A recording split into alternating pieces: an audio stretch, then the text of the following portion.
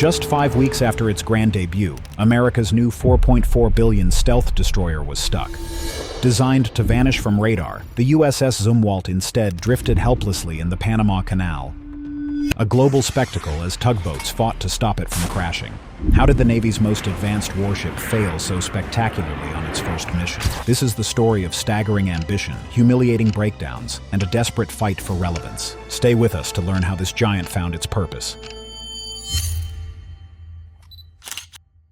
A navy in search of a shadow. Understand how a $4 billion warship could fail so spectacularly. We need to go back to where it all started, to the 1990s, when the Navy's dreams were as big as its budget. The Cold War was over, the Soviet Navy was rusting away, and the United States found itself with what seemed like an unbeatable fleet. The star of that fleet was the Arleigh Burke-class destroyer, a 9,000-ton warship packed with 90 vertical launch cells, capable of firing cruise missiles, anti-air missiles, and anti-submarine torpedoes. Built for the open ocean, designed to protect aircraft carriers from Soviet bombers and submarines. It was built for the open ocean. It had powerful radars, heavy armor, and enough missiles to start a small war. It did its job perfectly, and when new threats popped up in the Middle East, the Burke adapted. It launched cruise missiles into Iraq and Afghanistan. It was a known quantity, a proven warrior. But inside the Pentagon, planners were getting nervous. They weren't looking at the open ocean anymore. They were staring at the coastlines. The next war, they thought, wouldn't be out in the deep blue. It would be in the messy, dangerous shallows. Remember the USS Cole? In 2000, a small boat packed with explosives nearly sank a destroyer in Yemen's harbor, killing 17 sailors. That was the new threat. Imagine a scenario like the First Gulf War, but much worse. Enemy forces hiding in cities along the shore. Small, fast attack boats swarming like hornets. Land-based missiles buried in the hills, waiting to pick off any ship that came too close. This was the new threat. A hybrid battlefield, right at the water's edge. The mighty Burke had a problem here. It was big. It was loud, at least to radar. Its main job was shooting missiles up into the sky or out across the sea. Getting in close to pound the beach, day after day, was risky business. The Navy needed a new kind of ship for this new kind of fight. Stephanie Sy looks into the problems for the critical Panama Canal. So, they dreamed up a ghost. They called it DD-21, the 21st century land attack destroyer. The idea was simple and totally radical. Build a destroyer that could sneak up on a hostile coast, invisible to enemy radar. Once it was there, just off the beach, it would use powerful new guns to provide pinpoint artillery support for Marines on the ground. It wouldn't just fire a few expensive missiles and leave. It would loiter. It would be a persistent, floating fortress of firepower, shelling enemy positions for days on end. This meant changing everything. If you want to be a shadow, you have to look like one. So the plans called for a hull shaped like a jagged rock, with flat, slanted sides to scatter radar waves. For some time now, but global shipping is severely disrupted. Every antenna, every ladder, every bit of clutter would be hidden away inside the smooth superstructure. Even the smoke and heat from its engines would be cooled and filtered before being released, so it couldn't be seen by infrared sensors. And the crew? They imagined a ship run by computers. Instead of 300 sailors, a DD-21 might need only 95. Automation would do the rest. But the most revolutionary idea was under the hood. They wanted a fully electric drive. Not just for turning the propellers, this would be an integrated power system. Think of it as a massive floating power plant. All that electricity could be shuffled around in an instant, to the motors, to the radars, and most importantly, to futuristic weapons that didn't even exist yet. Think laser cannons, railguns. This ship would have the plugs ready for them. It was an incredible vision. A fleet of 32 of these invisible dreadnoughts, ghosts haunting the world's coastlines. A navy within the navy. The ultimate tool for the new century. The ambition was sky high, but the first tiny crack in that grand plan was already starting to form. How do you actually build a ghost? And what happens if the world changes before you finish? By 2001, facing budget pressure, the program was rebranded as DDG-1000 and later named the Zumwalt class after Admiral Elmo Zumwalt. The dream had a new name, but the same impossible ambitions. Building the unbuildable. The order was placed, 32 ships, but this wasn't just building another destroyer. This was building a myth. And that's where the trouble began. The plan was set, but this wasn't just building another ship. This was building a myth, and that's where the trouble began. Think of it like this.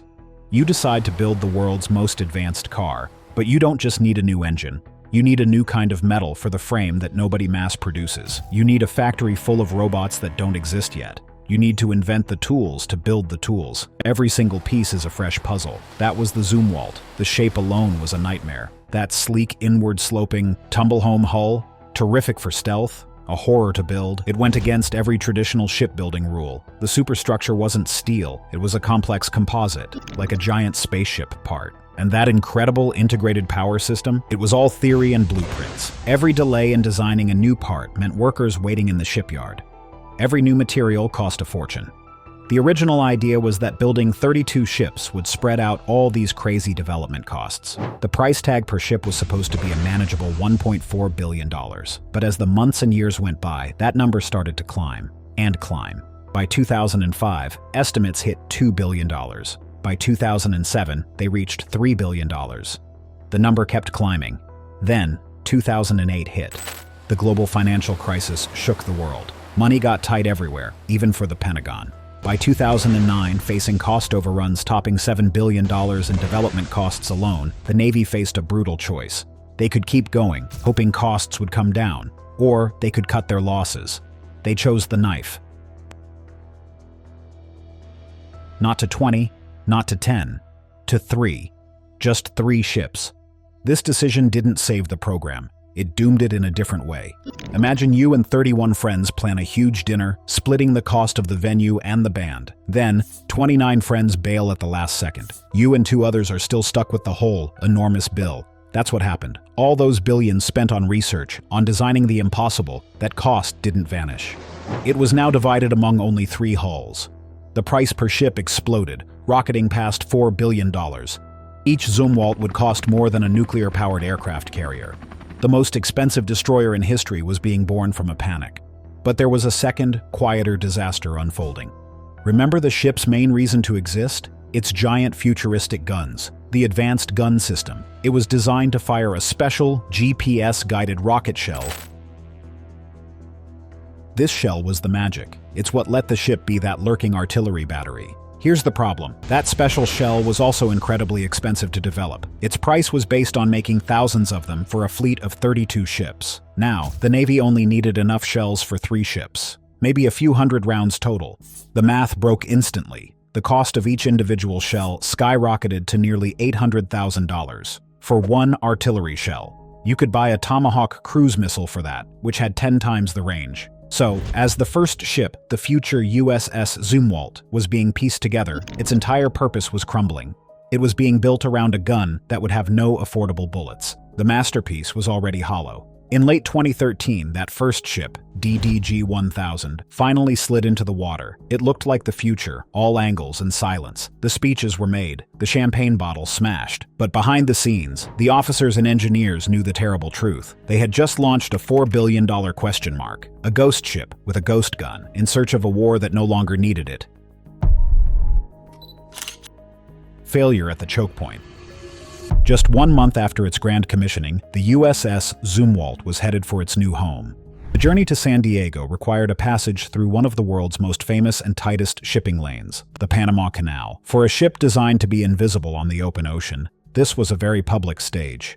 Then, in the narrow, concrete-lined channel, the future stopped. The ship's sophisticated electric propulsion system failed.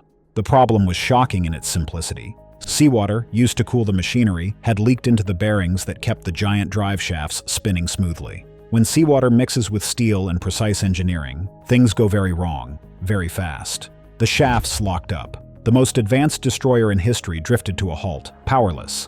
Tugboats rushed to nudge the 15,000-ton stealth giant through the rest of the canal, preventing it from hitting the walls. The image was devastating. A warship meant to project power across oceans was now a floating liability, being carefully pushed through a ditch. It was towed to a port in Panama for repairs, a process expected to take up to 10 days. The fix, once found, was almost ironic. The high-tech solution was to stop using seawater. The Navy decided to switch the coolers to use fresh water instead, a temporary fix that would be applied to the other ships in the class. But the engineering failure was only the first half of a brutal 1-2 punch. Just days before this very public breakdown, the Navy had quietly delivered another crushing blow. They announced they would not buy ammunition for the ship's main guns. Remember those massive, expensive advanced gun systems? They were built to fire one specific shell, the Long-Range Land Attack Projectile, or LRLAP. When the Zumwalt class was cut from 30-10 ships to only 3, the cost of these custom shells exploded. Each one was now estimated to cost about $1 million. That's as much as a Tomahawk cruise missile, which flies 10 times farther. The Navy decided it was simply too expensive to shoot. The Zumwalt's primary weapon, its reason for being, was stillborn. So, there it was. In the span of a single November week, the story was written. America's newest warship was both broken and disarmed. It couldn't move under its own power, and it had no bullets for its biggest guns. The global reaction was sharp and merciless. News headlines and defense analysts pounced. The Zumwalt was labeled a ship in search of a mission. It was called a boondoggle, a floating symbol of technological overreach. The narrative was set in stone almost overnight. From a technological marvel, it had become a $4 billion cautionary tale. The ghost ship was suddenly the most visible and most criticized vessel in the world. This moment of crisis, however, forced a brutal reckoning.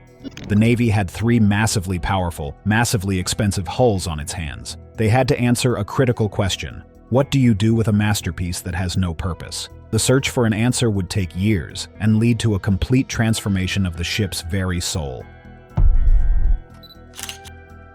The paper Leviathan. So what exactly had just broken down in the Panama Canal? To understand the failure, we need to examine what the Navy had actually built. The USS Zumwalt was complete, a floating mountain of angles and secrets. To walk its decks was to step into a concept car that had somehow been made real, but every single one of its wonders came with a hidden catch. The USS Zumwalt, complete, a floating mountain of angles and secrets. To walk its decks was to step into a concept car that had somehow been made real, but every single one of its wonders came with a hidden catch. Let's start with the shape, that famous tumble-home hull. From the waterline up, the sides slope inward. It's like a pyramid turned upside down. For radar, this is magic. Waves hit those flat, slanted surfaces and just glance away into nothing. Perfect stealth. But for the ocean, it's a strange design. For centuries, ships have had hulls that flare outward for stability. The Zumwalt's shape was once used on old ironclads, in calm coastal waters. No one truly knew how this 15,000-ton stealth pyramid would handle a monstrous rolling storm in the North Pacific. That was a question mark priced at $4 billion. Below decks was its heart, the integrated power system. Forget traditional engines tied directly to propellers. This was a power grid. Giant turbines generated 78 megawatts of electricity, enough to power 50,000 homes. That juice could be sent anywhere in an instant. It was brilliantly flexible, but it was also wildly complex. A single software glitch or a leaky pipe in this system could silence the entire ship. And the crew? Only 140 sailors instead of the usual 300. The corridors were wide and quiet. The berths were more like a college dorm than a warship. With so much automation, the ship needed only about 140 sailors, compared to 300 on a berth. The corridors were wide and quiet. The berths were more like a college dorm. It was designed for comfort on long, lonely missions. But that automation was also a vulnerability. What if the computers failed? Could this tiny crew fight a fire, repair battle damage, and keep the ship alive manually? The Navy was betting a warship on the answer being yes. In October of 2016, the Navy threw a party in Baltimore, the commissioning ceremony. It was all bright sun, brass bands, and speeches. The ship's captain, James Kirk, yes, really, like the Starship Enterprise, stood proudly and called the Zumwalt a technical marvel. He called the Zumwalt a technical marvel. And he was right. Everyone who looked at it saw the future. The public saw an invincible ghost ship. But behind the scenes, the mood was grim. The engineers who knew the propulsion system's quirks were nervous. The accountants were horrified, because they all knew the secret that was about to break in the news. The Navy had just canceled the ship's special ammunition. Those beautiful high-tech guns were now just very expensive metal sculptures. So as the crowds cheered, the USS Zumwalt was already a paradox. It was the most physically impressive warship in a generation. It had more computing power, more electrical power, more raw innovation than anything else on the water. Yet, its core reason for existing, its massive guns, were useless. All that stealth, all that automation, was in service of a weapon that had no bullets. It was a masterpiece of engineering. But it was also a paper Leviathan. It looked terrifying. It whispered of unimaginable capability. But in a real fight, what could it actually do? It was a $4 billion statement, sailing out of Baltimore Harbor. The problem was, the statement was a question. And the question was, what am I for? A class adrift. So the Zumwalt sat in port, broken and disarmed. But while its engineers fixed the pipes, a much bigger problem was sweeping over the entire US Navy. The world had changed, and it changed fast. But by the time the first ship was commissioned in 2016, that world was gone. A new, much older kind of competition was back. Great power competition. The Obama administration's 2012 Pacific Pivot and the 2018 National Defense Strategy formally marked this shift. The focus wasn't the deserts of the Middle East anymore. It was the vast blue water of the Pacific Ocean. The rival wasn't a terrorist group. It was China. And here's why this matters beyond military strategy. 70% of global trade flows through the South China Sea. The chips in your smartphone, the goods on Amazon, the fuel at your gas station, all of it depends on keeping the Pacific open and secure. If conflict erupts, it hits every American's daily life. China's military was growing at an unbelievable speed. Between 2015 and 2020, China launched more naval tonnage than the entire British Royal Navy, adding destroyers, cruisers, and aircraft carriers at a pace not seen since World War II. They were planting anti-ship missiles on artificial islands across the South China Sea. They were building their own advanced destroyers, cruisers, and aircraft carriers. They were planting missiles on artificial islands. Their goal was simple: to push the US Navy far away from their coastline, to deny them access. This was a fight for control of the open sea, not a fight to support soldiers on a beach. This shift created a massive problem for the 3 Zumwalt ships. Their entire reason for existing had just vanished. Their giant expensive guns were now just dead weight, with no ammunition. Their incredible stealth was designed for sneaking up on coastlines. But the mission wasn't coastal bombardment anymore. It was open ocean fleet combat. The stealth remained valuable, but the guns it was built around were useless. So what were they for? In a giant Pacific battle between fleets, what was their job? They weren't optimized for air defense like the Burke destroyers. They couldn't shoot their main guns. They were 3 of the most advanced ships ever built, and they had absolutely no role to play. Inside the Navy, this was a crisis.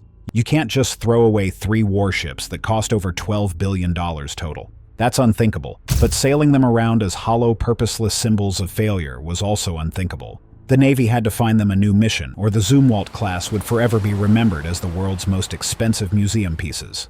The pressure was on. Analysts and politicians were asking the hard question, what do you do with a ship that has no purpose? The answer began to form around a new, terrifying kind of weapon. By 2018, both Russia and China had successfully tested hypersonic missiles, sparking an arms race the US was desperate not to lose. The weapon that was fast becoming the top priority, hypersonic missiles, a weapon that was fast becoming the top priority for dealing with a powerful rival like China, hypersonic missiles. These aren't normal missiles. They travel at speeds of Mach 5 and faster, over 3,800 miles per hour. They can maneuver in flight, making them almost impossible to shoot down. They can strike targets over 1,000 miles away, whether it's a moving aircraft carrier or a fortified command bunker deep inland. For a navy needing to hit crucial Chinese targets from far, safe distances, this was the ultimate weapon. But these missiles are huge. They need massive launch tubes, and the systems to manage them need a tremendous amount of electrical power. Most existing ships, like the Burke destroyers, are packed tight. They don't have the room or the spare power for such a giant new weapon. And here, finally, was a glimmer of hope for the Zumwalt. What was the ship's one undeniable physical strength? Space and power. Remember that revolutionary integrated power system? It produced a flood of electricity, way more than the ship currently used. And those giant empty gun mounts? They took up a huge amount of room. The Navy started to look at their white elephant with new eyes. That empty space in the bow? Perfect for giant missile tubes. That surplus electrical power? Perfect for firing and guiding hypersonic weapons. The very things that made the Zumwalt excessive for its old job might make it the only ship that could do this new one. The seed of a desperate idea was planted. The hypersonic pivot. The Navy had its idea, a new mission, built around a new kind of weapon so fast, it changes everything. This is the hypersonic pivot, and for the Zumwalt, it's a second chance at life. First, understand the weapon. It's called Conventional Prompt Strike, or CPS. The word hypersonic simply means faster than 5 times the speed of sound, Mach 5. But it's not just about raw speed. A ballistic missile goes very fast, but in a predictable arc, like a thrown rock. A hypersonic glide vehicle is different. It's like a meteor that can steer. After a rocket boost, the weapon zooms back to the edge of space. Then it dips down into the atmosphere and begins its glide. Current missile defense systems were designed to intercept ballistic missiles following predictable arcs, or cruise missiles flying at subsonic speeds. A hypersonic glide vehicle does neither. It's the worst nightmare for defenders. After a rocket boost, the weapon zooms back to the edge of space. Then it dips down into the atmosphere and begins its glide. At this insane speed, it can zip and weave, dancing through the sky. It covers distances over 1,700 miles in mere minutes. For an enemy, tracking it is a nightmare. Shooting it down is even harder. It is the ultimate tool for hitting a precious, time-sensitive target. A mobile missile launcher, a command bunker, a warship in port. It can strike deep inside heavily defended territory, and it can do it before the enemy has time to hide. Now, fitting this monster onto a ship is a brutal engineering task. The missile is huge. Its launch tubes are massive. This isn't bolting a new gun to the deck. This is major surgery. For the Zumwalt, the operation is straightforward in concept, but dramatic. The ship's two giant useless gun turrets in the bow have to go. Workers cut away the forward turret, a structure the size of a small house, and the vast magazine chambers beneath it, spanning 3 full decks. In that cavernous space, large enough to park several buses, they install 4 massive launch tubes, each as wide as a submarine torpedo tube. One Zumwalt will carry up to a dozen of these game-changing weapons. All that empty space, originally for thousands of artillery shells, now has a deadly new purpose. This choice is the right one because it finally uses the Zumwalt for what it truly is. The ship's biggest flaws become its greatest strengths. All that unused electrical power from the integrated power system, it's not wasted anymore. It becomes the energy needed to manage and command a salvo of hypersonic weapons. All that internal volume from the reduced crew and giant hull, it's now precious real estate for these massive missiles. Even the stealth becomes relevant again. The ship's ability to sneak closer to an enemy coast than other vessels means it can launch its missiles from a more unpredictable, dangerous position, shortening the enemy's warning time. So, paint a picture of its new life in the Pacific. No longer a clumsy artillery barge, the Zumwalt becomes a shadowy assassin. It operates alone, or as a scout ahead of a carrier group. Its stealthy shape slips through the vastness of the ocean, hard to find. It uses its sensors to identify a critical target over the horizon. Then, from a spot hundreds of miles away, it unleashes its fury. The deck shudders as a hypersonic missile screams skyward. Minutes later, a critical enemy asset ceases to exist. Before any effective counterattack can be organized, the Zumwalt has already vanished back into the blue water, a ghost once more. Redemption in the Pacific. The story of the Zumwalt is no longer about what went wrong. It is about what is happening right now. The evidence is in the shipyards and on the high seas, proving this ship's long journey is reaching its destination. First, look to the shipyards. At Ingalls Shipbuilding in Mississippi, the USS Zumwalt has been undergoing a dramatic transformation since 2021. The forward gun turret has been removed and the massive new launch system is being installed.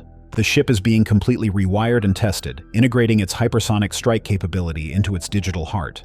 The Navy expects the conversion to be combat-ready by 2025. Those 4 large tubes are now a physical fact. The ship is being wired and tested, integrating its hypersonic strike capability into its digital heart. It is not a model or a plan. It is metal and cable, a weapon being born. Meanwhile, the second ship, the USS Michael Mansour, is already at work. Meanwhile, the second ship, the USS Michael Mansour, is already at work. In 2024, it deployed to the Western Pacific, the very waters it was designed for. It docked in Yokosuka, Japan, a key American forward base, acting as a pathfinder. Its job is to test its advanced sensors, learn the environment, and show a new kind of American presence in the region. It is proving the hull, the power plant, and the stealth in the real world, setting the stage for its own conversion. It docked in Yokosuka, Japan, a key American forward base. This was not a tourist visit. It was a deployment. The Mansour still has its original guns, acting as a pathfinder. Its job is to sail the very waters it was ultimately meant for, testing its advanced sensors, learning the environment, and showing a new kind of American presence. It is proving the hull, the power plant, and the stealth in the real world, setting the stage for its own conversion. The symbolic rebirth is almost poetic. The same ship that was once helpless, towed through the narrow Panama Canal, is now operating freely in the world's largest ocean. The very technology that seemed like a failed luxury, the excessive power, the giant empty spaces, is now the critical enabler. That boondoggle is becoming the only vessel in the American fleet physically capable of fielding the Navy's top priority weapon system. The failure has been recycled into the foundation of a new strength. So what does this mean for a potential conflict? Imagine a flashpoint like the Taiwan Strait or the South China Sea. Now imagine a Zumwalt-class destroyer lurking in those waters. Its stealth makes it incredibly hard to find and track. An adversary cannot easily target what they cannot clearly see. This allows the ship to get closer or to operate in areas that would be too risky for a conventional, easier-to-spot destroyer. Then it unleashes its weapons. A salvo of hypersonic missiles, each traveling over 1,000 miles at speeds faster than Mach 5. These missiles could target high-value assets deep inside contested territory, command centers, air defense sites, logistics hubs, even ships in port. The dilemma for an adversary is massive. They must find and sink this ghost ship before it launches, a terribly difficult task. Or they must try to defend against a wave of hypersonic weapons, an even harder one. The Zumwalt shifts the strategic calculus simply by being there, holding crucial targets at risk from an unpredictable direction. The future of the class is now clear and unified. This is no longer a story of 3 oddball, problematic ships. This is the creation of a small, elite squadron. The plan is locked in. The USS Zumwalt is the prototype, getting the first hypersonic installation. After its current deployment, the USS Michael Monsoor will return to have its guns removed and receive the same missile tubes. The third ship, the future USS Lyndon B. Johnson, will be built from the start with this configuration. The Navy projects that by the end of this decade, all 3 will be operational with their full hypersonic punch. They will not be scattered randomly. They will form a dedicated hypersonic strike group, a unique tool in the Navy's toolkit. Their mission is singular and devastating: to be the first, fastest punch in a high-end fight, to take out the enemy's most precious assets before the full battle is even joined. From a class adrift, they have found their fleet. From a symbol of overreach, they are becoming a pillar of a new strategy. The ghost ships have finally been assigned a target. The image of the helpless Zumwalt in the Panama Canal was a costly lesson. It showed that technology, without a clear purpose, is just an expensive toy. The ship's painful journey perfectly mirrors the US Navy's own shift. From the confused wars of the Middle East to the stark reality of facing a great power rival in the Pacific. The Zumwalt was designed for one era, broke down at the start of another, and has finally been rebuilt for the era that is here. Its long, troubled voyage to a war footing is now complete. Thanks for watching. See you in the next one.